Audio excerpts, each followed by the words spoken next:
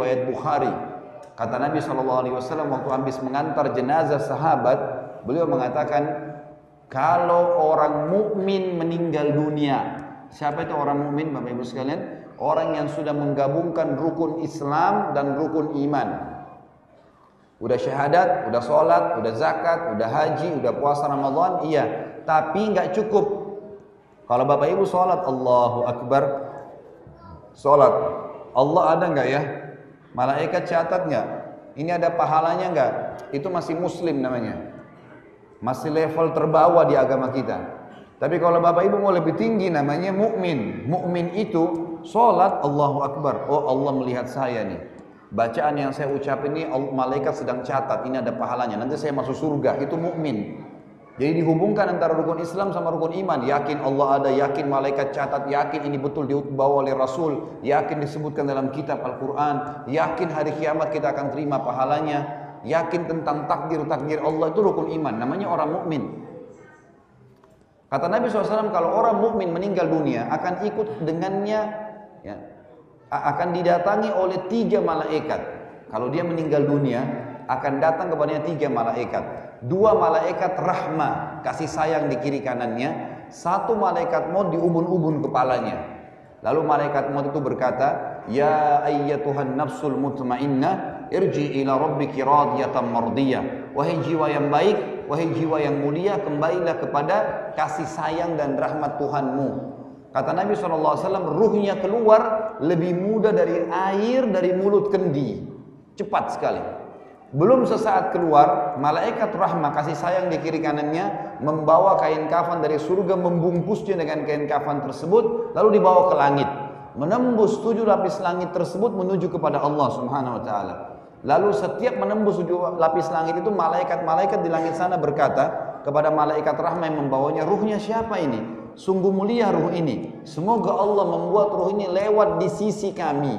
Kenapa? Kata Nabi SAW, karena ruh itu mengeluarkan bau yang lebih wangi dari bau kasturi. Semoga kita ini insya Allah termasuk.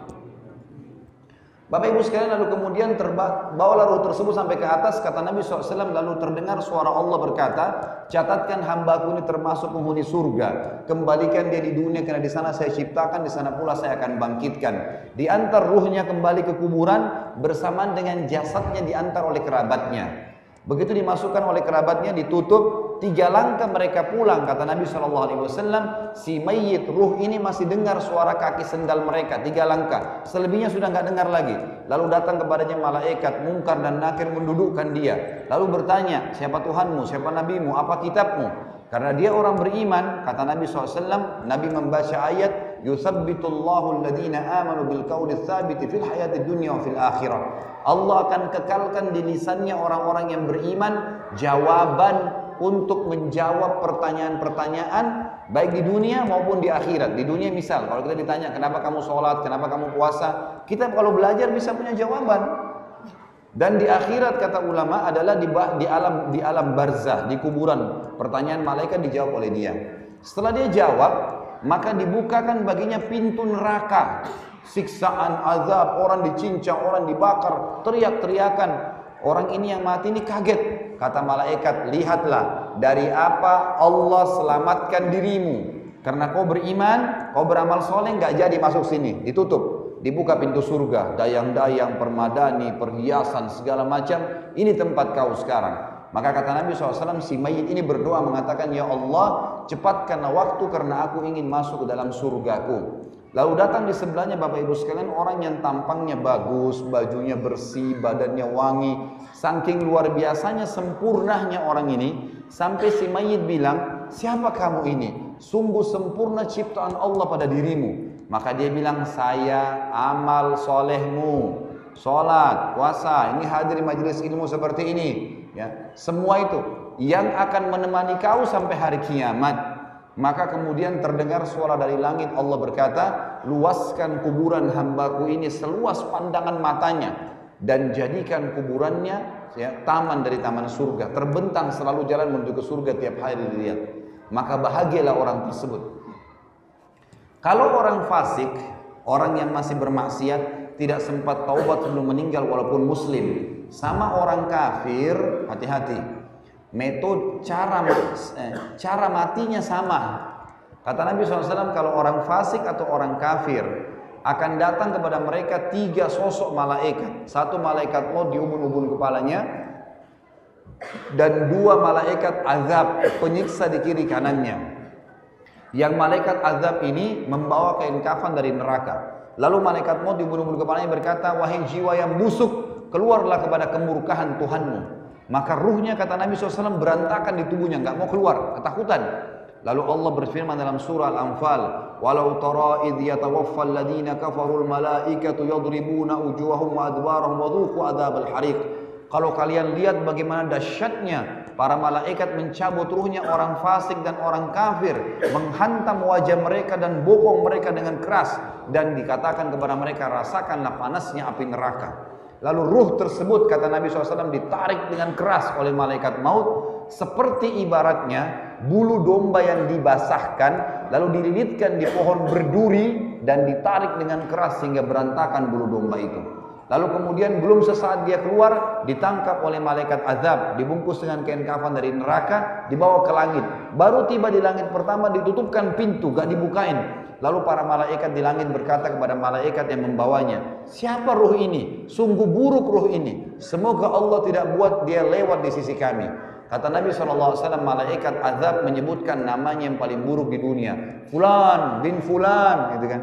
Lalu kata Nabi SAW, malaikat-malaikat langit tidak berharap dia lewat karena badan ruhnya bukan badannya, ruhnya mengeluarkan bau lebih busuk daripada bau bangkai. Wa na'udzubillah. Lalu terdengar suara dari langit, Allah berkata, catatkan hambaku ini termasuk penghuni neraka. Kembalikan dia di dunia, di sana saya ciptakan, di sana pula saya akan bangkitkan. Diantar ruhnya bersama jenazahnya, diantar oleh kerabatnya. 3 langkah dia masih mendengar, setelah itu datang malaikat lalu dudukkan dia bertanya, siapa Tuhanmu, siapa nabimu, apa kitabmu? Walaupun muslim, Bapak Ibu sekalian, hafal mati ini tidak bisa dijawab.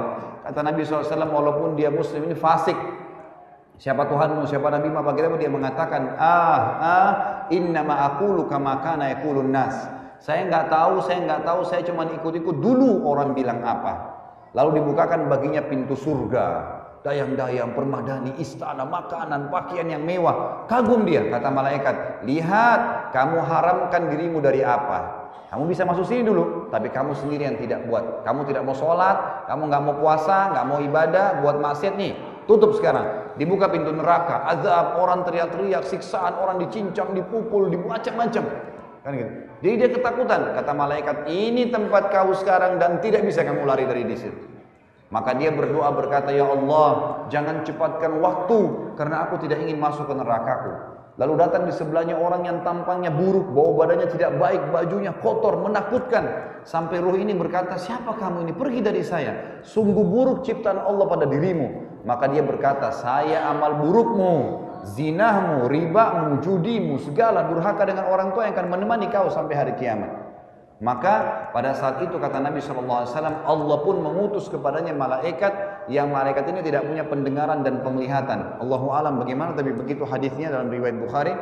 Lalu kemudian malaikat tersebut membawa sebuah besi, yang besi itu kalau seluruh jin dan seluruh manusia dua-duanya bersatu untuk membalik saja besi itu, mereka tidak akan mampu.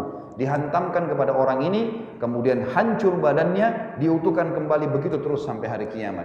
Riwayat yang lain menjelaskan dinding kuburannya akan menjepit tulang rusuknya sampai seperti ini, dikembalikan begitu terus sampai hari kiamat. Kata para ulama hadis, digabungkan kedua azab, dipukul, dijepit, dikembalikan, dipukul, dijepit, dikembalikan sampai begitu. Maka kata Nabi SAW, jadilah kuburannya lubang dari lubang neraka. Inilah hadis yang menjelaskan tentang keadaan orang yang sudah mati, Bapak Ibu sekalian.